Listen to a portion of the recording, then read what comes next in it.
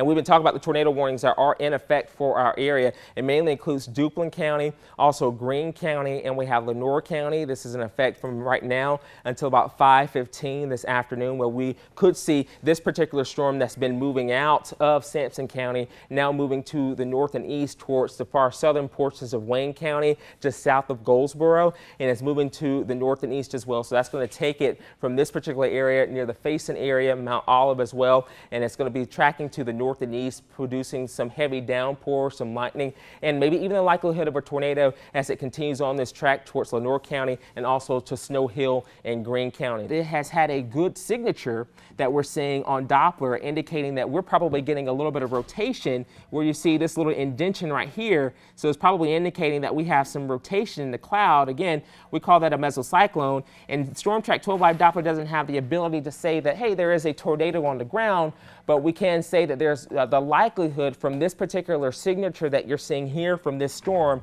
as it moves to the north and east towards Faison and Calypso, that this storm has a probability, a high likelihood that it could produce a tornado on the ground fairly soon.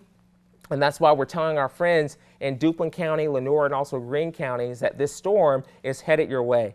When you have a tornado warning, we always like to tell you to go to the most interior portion of your home, take a blanket or pillow with you. You want to make sure you put as many walls between you and the storm outdoors, and you want to make sure that when you take a blanket or pillow with you, you take it so you can cover your head or even your arms, anything, any extremities, so you can protect yourself from any broken glass or flying debris that could be falling or breaking in a storm such as this nature. The storm moving out of Clinton and Roseboro and Sampson County, we're seeing prolific lightning strikes, at about 1,700 lightning strikes or so as the storm moves to the north and east. So as we put a track on this storm will be near the Clinton area in about 4 or 5 minutes from now. We also have this storm that will be moving towards Faison, and Faison is in the northwestern corner of Duplin County near the Calypso area. We have gotten some reports that a tornado has been spotted on the ground that struck Bertie County near Glover Road about 5 minutes ago. Also, 5 houses have been hit by a tornado in Bertie County. A person was found laying in the road. This is coming from our newsroom. When we have a strong southerly wind like this, of course, we know warm air likes to rise. And of course, when we get that warm southerly air doing something like this from south to north, it rises into the atmosphere. And we have a cold front, another mechanism to bring these strong westerly winds into the area. You have a strong southerly wind, a strong westerly wind kind of combining, and they begin to cause a little bit of rotation there. And that's when we begin seeing some of those funnel clouds beginning to develop across the area. And again, it takes that funnel cloud forming from the base of the cloud to fall all the way to the ground to be considered a tornado. Just getting an update from the National Weather Service, though, that the tornado warning that was in effect for Jones County is now canceled. So the tornado warning for northern Jones County is now canceled, and a tornado warning still remains in effect until 7:45 for the northwestern portion of Craven County.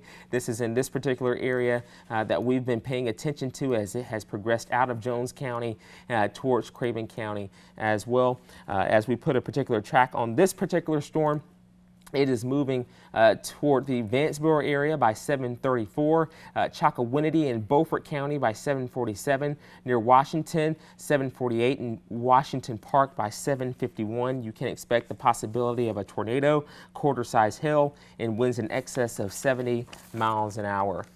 These are pictures that were sent in by a viewer by their telephone, so they're a little fuzzy, but this is in Sanford, this is in Lee County, this is west of I-95 of storm damage at the Lowe's Home Improvement in that particular area. This particular viewer sent us these pictures not that long ago, showing you pretty much the destruction that we have here from the strong winds that we've seen and possibly a tornado produced from this. If it's not a tornado, I don't know what it is, but it probably is a tornado that occurred from this particular area. Again, it's in Sanford, North Carolina. This is in Lee County. This is in west of I-95, taking a look at this particular area of cars that were also destroyed from this particular storm as it moved through the area. So something that we will continue to track as well. So we're going back to Storm Track 12 Live Doppler, and we're showing you what we have at this point with some of the watches. Of course, we are all of us in Eastern North Carolina are under a tornado watch until about 9 o'clock tonight.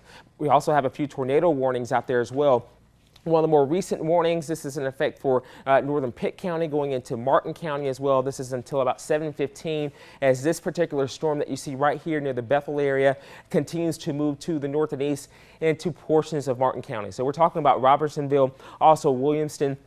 And don't be surprised for far southern Bertie County that we begin seeing this storm moving into your area very soon from now. You can expect some very gusty winds in excess of 50 to 60, maybe even 70 miles an hour from this particular storm. Some heavy downpours, frequent lightning as well, and lots of rumbles of thunder. Again, this particular area in northern Pitt County, this is north of Greenville towards the Bethel area. This pocket of red color that you see here indicating a good hefty thunderstorm moving to the north and east that will be affecting Martin County very soon.